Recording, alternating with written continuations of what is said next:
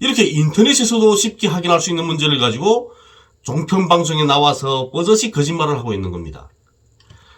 우리 사회에 내재되어 있는 이런 뿌리 깊은 반복 정서는 북에 대한 그 어떤 거짓말도 용인되게 합니다. 그러니까 김금애기 같은 친구들은 부모가 죄를 지으면 자식들도 벌을 받아야 한다는 말도 안 되는 연좌제법에 대해서 말하고 있는 겁니다. 안녕하십니까. 왈가왈부를 찾아주셔서 감사합니다. 오늘 시간에도 김금애기에 대한 이야기를 하겠습니다. 싫어요. 계속 눌리더라고요. 제가 보니까. 김금애기는 북한에서 관광객들에게 말도 안 되는 가격을 붙였기 때문에 북한을 여행하려면 많은 돈이 들고 정해진 코스만 돌아야 되는데 사람들이 왜 북한으로 가려고 하는지 이해되지 않는다. 이렇게 말하더라고요. 그런데 이거는 북한 관광에 대해서 전혀 모르는 사람들이 하는 주장입니다. 우선 우리 대한민국도 패키지 여행을 오게 되면 지정된 코스만 돌아야 하죠. 지 마음대로 다니는 거 아니지 않습니까? 예? 그리고 작년에 코로나 사태가 터지기 이전 그때의 그 북한 여행 경비는 3박 4일에 비자 발급을 포함해서 비자 발급 비용을 포함해서 2,600위안이었습니다. 중국 돈으로. 우리 돈으로 하게 되면 약 한 44만 원 정도 되죠. 여기에는 특급 호텔 숙박 비용, 에어컨이 설치된 버스 제공 비용 등이 포함되어 있었습니다. 이건 중국에서 떠나는 분들에게 한테 해당되는 거고 우리 또 대한민국에서 가게 되면 비용이 더 들긴 하겠죠. 중국까지 가야 되니까. 그리고 또 관광을 가게 되면 군부대 촬영이 금지되어 있고 가이드 통제에 따라서 단체로만 이동해야 하고 친척을 임의로 만날 수 없기는 합니다. 그런데 우리 대한민국에도 그렇게 해야 됩니다. 대한민국에서도.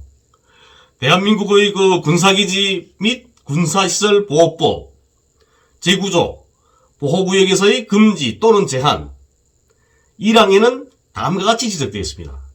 누구든지 보호구역 안에서 다음 각 호의 어느 하나에 해당되는 행위를 하여서는 안 해야 된다. 4항 군사기지 또는 군사시설의 촬영, 묘사, 측량 또는 이에 관한 문서나 도서 등의 발간, 복제.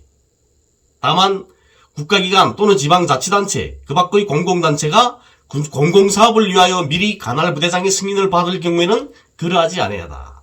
이렇게 되어 있습니다. 이렇게 우리 대한민국에서도 군부대 촬영은 금지되어 있습니다.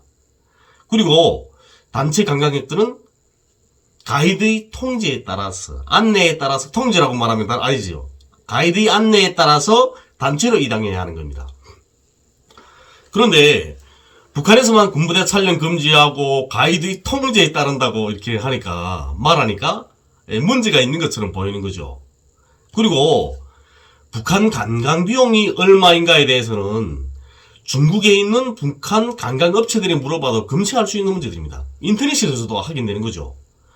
그런데도 불구하고 북한 관광 비용이 많이 든다고 이렇게 거짓말을 하는 겁니다. 비자 발급 비용을 포함해서 44만 원을 가지고 3박 4일을 여행할 수 있는 곳이 이 지구상에 몇 군데나 있겠습니까? 이렇게 인터넷에서도 쉽게 확인할 수 있는 문제를 가지고 종편방송에 나와서 버젓이 거짓말을 하고 있는 겁니다. 우리 사회에 내재되어 있는 이런 뿌리 깊은 반복 정서는 북에 대한 그 어떤 거짓말도 용인되게 합니다. 그러니까 김금애기 같은 친구들은 부모가 죄를 지으면 자식들도 벌을 받아야 한다는 말도 안 되는 연좌제법에 대해서 말하고 있는 겁니다. 그렇다면 반대로 자식들이 잘못하면 부모도 처벌을 받아야 하는 거죠. 북한에서는 학교교육, 사회교육, 가정교육을 배합해야 한다고 이야기합니다. 때문에 자녀들이 잘못하게 되면 부모님들이 자신들이 소속되어 있는 당위원회에 통보하고 부모님들은 또 자녀 교양을 잘못한 것에 대해서 사회적으로 비판을 받고 당위원회 앞에서 비판을 받아야 됩니다. 그런데 그 문제는 법적으로 처벌하는 걸 의미하지는 않습니다. 북에 정말로 연좌제가 있다고 한다면 그러면 북에 있는 탈북민 가족들은 모두 처벌을 받아야 합니다. 그런데 실상은 그렇지 않습니다. 만약 북에서 탈북민 가족들을 처벌하고 감시한다면 탈북민들이 북한에 있는 가족들을 데려오지 못해야 맞는 겁니다. 그런데 가족 모두를 데려온 사람들도 있습니다. 단편적인 실례로 탈북 한의사로 불리는 탈북 한의사 형제로 불리는 박신혜 형제들을 둘 수 있는 거죠.